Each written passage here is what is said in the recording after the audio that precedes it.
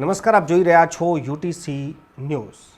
જ્યારે આપણે ક્રાઇમની વાત કરીએ અને ક્રાઇમમાં પણ ચોરી, લૂંટ, બલાત્કાર જેવી ઘટનાઓની વાત કરીએ ત્યારે જે આરોપી હોય છે તેની છબી આપણી સામે કંઈક આવી હોય છે કે અશિક્ષિત હશે, કોઈ રૂરલમાંથી આવતા હશે।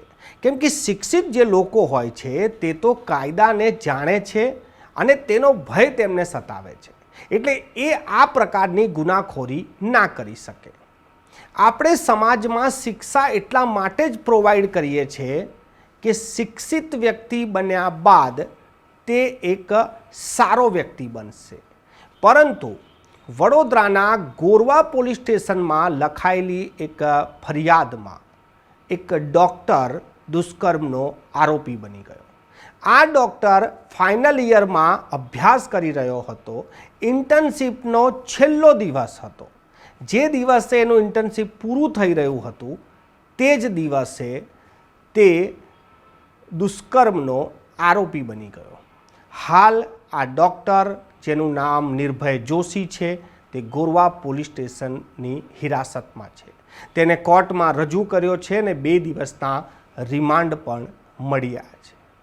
સમગ્ર ઘટના પર જો નજર કરીએ તો ગોત્રીમાં આવેલ જે હોસ્પિટલ છે, સરકારી હોસ્પિટલ, સિવિલ હોસ્પિટલ, તેના પ્રથમ વર્ષમાં અભ્યાસ કરતી MBBSની વિદ્યાર્થીની અને આ ડૉક્ટર નિર્ભય જોશી, જે ઇન્ટર્નશીપનો છેલ્લું વર્ષ હતું, તેમની વચ્ચે પહેલાં મિત્રતા થઈ।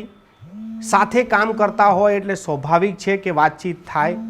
મિત્રતા બાદ આ લોકો એકબીજાને ઓળખતા થયા, મેસેજ થવા લાગ્યા। આ મેસેજ અને કોલ કંઈક એવા થઈ ગયા કે બીજા કોઈને બતાવી પણ ના શકાય અને સંભળાઈ પણ ના શકાય। આનો જ લાભ લઈને નિર્ભય જોશીએ આ વિદ્યાર્થીનીને બ્લેકમેલ કર્યું, આવું આ વિદ્યાર્થીનું કહેવું છે। આ ફરિયાદ આ જ પ્રકારે કરવામાં આવી છે।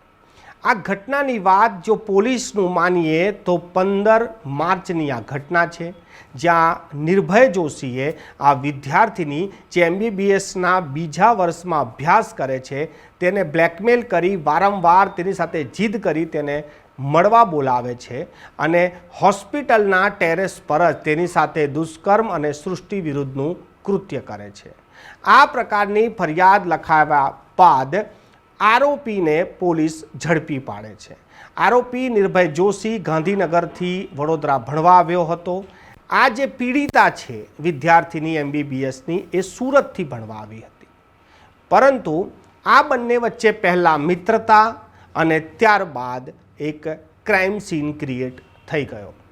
આ જે ગુનાખોરી છે તે શિક્ષિત હોવા બાદ જ્યારે આવી ગુનાખોરી થતી હોય ત્યારે આ સમાજ માટે એક લાલબત્તી સમાન કિસ્સો બની જતો હોય છે।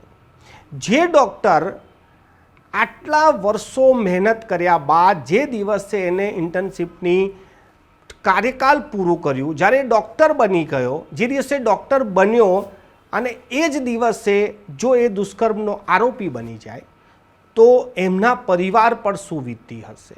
કેમ કે પરિવારે તો લાખોનું દેવું કરીને એ યુવાનને ભણવા મોકલ્યો હતો કે એ ભણશે, ડૉક્ટર બનશે, પોતાના પરિવારનું અને પોતાના ગામનું, સ્ટેટનું નામ રોશન કરશે।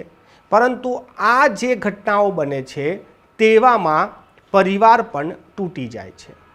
આ જે ઘટના બની છે એમાં પીડિત હોય કે પછી આરોપી હોય, આવી જ્યારે ઘટનાઓ બનતી હોય છે ત્યારે આવા જે બીજા વિદ્યાર્થીઓ છે જે નાના શહેરોમાંથી મોટા શહેરોમાં અભ્યાસ કરવા આવતા હોય છે, એમના અભ્યાસ પર પૂર્ણ વિરામ લાગી જતો હોય છે।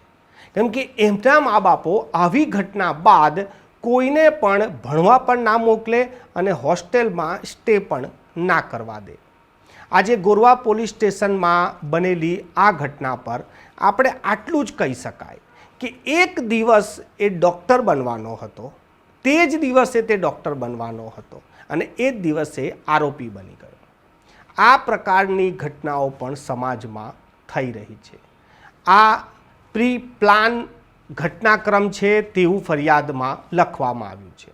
પીડિતાના નિવેદન પ્રમાણે આ જે આરોપી ડૉક્ટર છે તે વારંવાર તેને બ્લેકમેલ કરતો હતો, તેને મળવાની જીદ કરતો હતો, તેની સાથે તે પ્રેમ સંબંધમાં રહે તેવી માંગ કરતો હતો અને આખરે આ યુવતીને બોલાવીને તેની સાથે દુષ્કર્મ પણ કર્યું અને સૃષ્ટિ વિરુદ્ધના કૃત્યની પણ ફરિયાદ લખવામાં આવી છે. આ ઘટના બાદ હવે પોલીસે 2 દિવસના રિમાન્ડ મેળવી લીધા છે અને આગળ પોલીસ તપાસમાં શું આવશે તે જોવાનું રહેશે.